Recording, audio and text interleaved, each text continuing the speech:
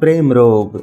Showman Raj Kapoor के द्वारा निर्मित व निर्देशित वो शाहकार जिसकी चमक साल दर साल बढ़ती जा रही है, जिसके चाहने वाले 80 साल के बुजुर्ग से लेकर 18 साल के युवा भी हैं। ऐसी कल्ट क्लासिक फिल्म को बनाना कोई बच्चों का खेल नहीं रहा था। इसके हर एक डिपार्टमेंट पर राज साहब ने बड़ी बारीकी से नजर रखी थी, खास करके इसके कलाकारों के चयन पर। आज की इस बेहद ही रोचक एपिसोड में हम इस फिल्म के सभी लीड एक्ट्रेस के चयन पर विस्तार से चर्चा करेंगे, तो फिर चैनल को सब्सक्राइब करके वीडियो के अंत तक बने रहिए।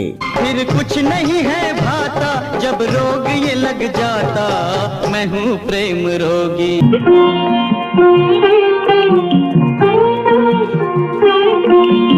बात करें फिल्म के मुख्य नायक ऋषि कपूर की, तो उसके चयन को लेकर राज साहब को किसी दिक्कत का सामना नहीं करना पड़ा था।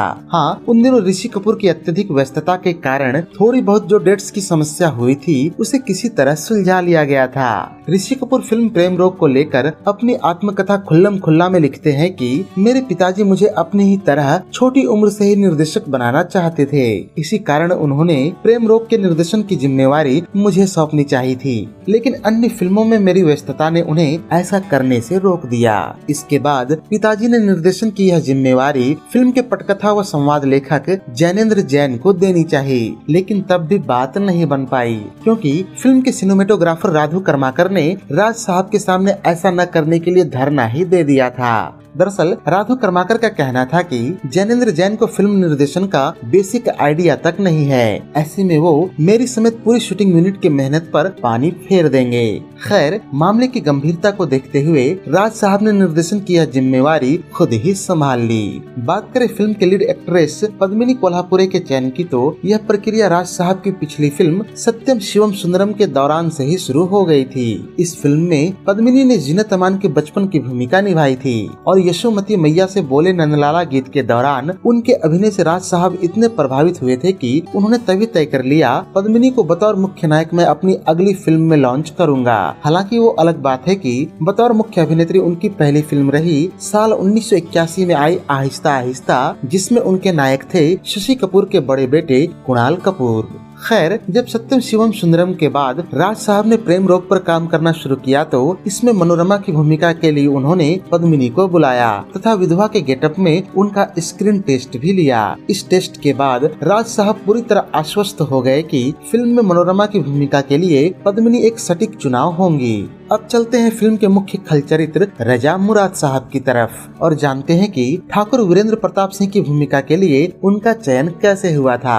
फिल्म में अपने चयन को लेकर रजा मुराद ने मुकेश खन्ना साहब को दिए एक इंटरव्यू में बताया है कि साल 1973 में आई ऋषिकेश मुखर्जी की फिल्म नमक हराम में एक मुफलिस शायर की भूमिका करने के बाद मुझे वाहवाही तो खूब मिली, लेकिन अगले 5-7 सालों तक फिल्मों में कोई दमदार रोल नहीं मिल पाए और जो छोटे मोटे रोल मिले भी उन पर किसी की तवज्जो नहीं गई। इसी दौरान एक दिन राज साहब ने मुझे बुलवाया और फिल्म प्रेम रोग में ठाकुर वीरेंद्र प्रताप सिंह की भूमिका ऑफर की। राज साहब का यह ऑफर सुनकर मैं बेहद आश्चर्यचकित रह गया था, क्योंकि वो भी फिल्म नमक हराम में मेरे द्वारा निभाए गए शायर की भूमिका से ही प्रभावित थे।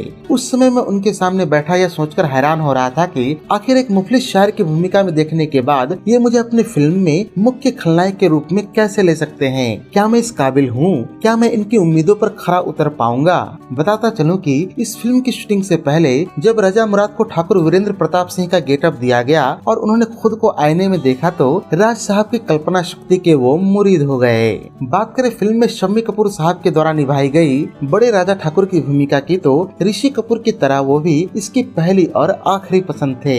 गौरतलब है कि इस फिल्म की शूटिंग से पहले राज कपूर और शम्मी कपूर कई सालों से एक ही फिल्म इंडस्ट्री में सक्रिय थे, लेकिन प्रेम रोग वो पहली फिल्म रही जहां दोनों ने पहली बार एक साथ काम किया था। शम्मी कपूर के बाद बात करें वीरेंद्र वीर सिंह की भूमिका निभाने वाले कुलभूषण खरबंदा साहब की, तो वो शुरू में इस फिल्म को मना करना चाहते थे, क्योंकि उन दिनों उन्होंने फिल्म शान में शकाल की भूमिका निभाने के लिए अपना सिर गंजा करवा रखा था।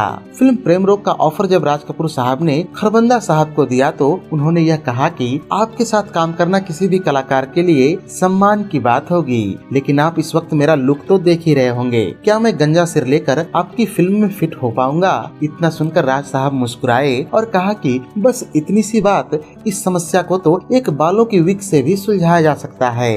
खैर अब चलते हैं फिल्म में कुलभूषण खरबंदा की पत्नी बनी अभिनेत्री नंदा जी की तरफ। राज कपूर साहब ने पहले यह भूमिका क्रमशः आशा पारेख और सिम्मी गरेवाल को ऑफर किया था, लेकिन ये दोनों ही अभिनेत्रियां उस वक्त हीरोइन की मां बनने के लिए तैयार नहीं थीं। राज कपूर साहब की अधिकांश फिल्में किसी न किसी गंभीर सामाजिक मुद्दे को उठाती है, लेकिन कुछ लोगों का यह भी मानना है कि उनकी फिल्मों में नायिकाओं को खुलकर अंग प्रदर्शन करते हुए दिखाया जाता है। फिल्म प्रेम रोग को लेकर भी यही बात कही जाती है कि इस फिल्म की नायिका मनोरमा अर्थात पद्मिनी कोल्हापुरे को लेकर अंग प्रदर्शन की कोई गुंजाइश ही नहीं थी। ऐसे में इस कमी को पूरा करने के लिए फिल्म में अभिनेत्री बिंदु के द्वारा निभाए गए छमिया के किरदार को जोड़ा गया था और उनके कुछ अंतरंग दृश्य भी फिल्माए गए थे।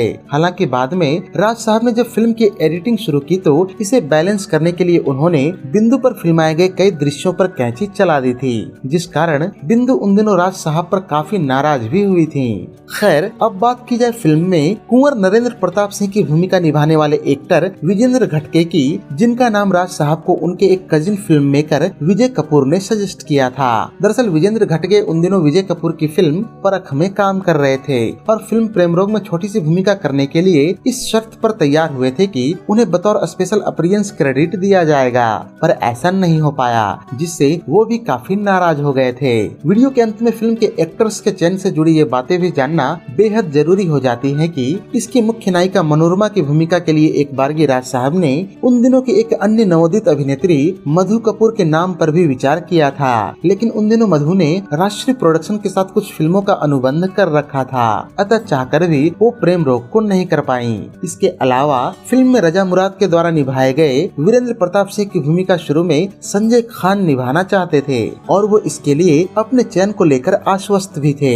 दरअसल फिल्म चांदी सोना और अब्दुल्ला की शूटिंग के दौरान राज कपूर और संजय खान के संबंध काफी अच्छे हो गए थे और इसी कारण संजय को उम्मीद थी कि उन्हें प्रेम रोग में अवश्य लिया जाएगा। यहाँ तक कि उन्होंने वीरेंद्र प्रताप की भूमिका को पसंद भी कर लिया था, लेकिन ऐसा नहीं हो सका और संजय खान इस फिल्म का हिस्सा नहीं बन पाए। ये तो थी फिल्म के एक्टर्स के चयन से जुड़े दिलचस्प किस्से।